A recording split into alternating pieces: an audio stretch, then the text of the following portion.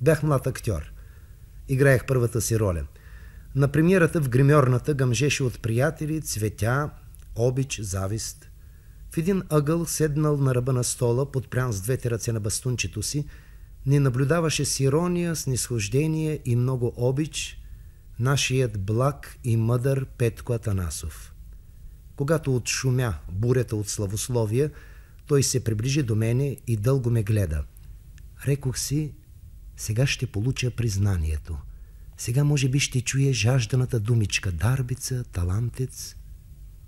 Бай Петко мълча и рече: аз няма да те поздравя сега, защото много е лесно да направиш първата си роля и е много трудно да направиш 10-та. Направи нея. Тогава пак ще си поговорим. А думичката, дето искаше да чуеш, какво да ти кажа? То е въпрос на развитие. Днес я имаш, утре я нямаш. Зависи какъв човек ще излезе от тебе. А ти не мисли за нея, за думичката. Мисли за 10-та роля. И си излезе. И започна моето странстване от роля на роля. Колко мъка, горест, вълнения, сладост, надежди, отчаяние съм изпитал, аз сам си зная. Понякога ми е било отчаиващо тежко. На всички мои творчески напъни бай Петко само избоботваше: блъскай се, блъскай се. На 10-та ми роля той дойде в гримьорната и рече: ако продължаваш така, един ден, може би, кой знае. Решаващи са следващите 10 роли. Изкара и тях и после ще си поговорим пак. И си излезе. Минаха и следващите 10 роли.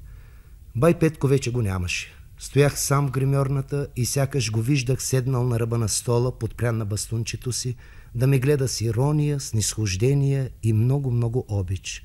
И сякаш го чувах да боботи: блъскай се, блъскай се.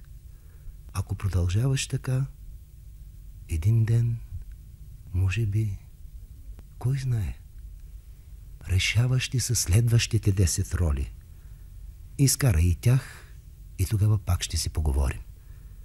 Минаха 20 години от първите ми роли. И днес се питам, що е талант, що е творчество, що е изкуство. Знам ли? Човек се блъска и един ден, може би, кой знае.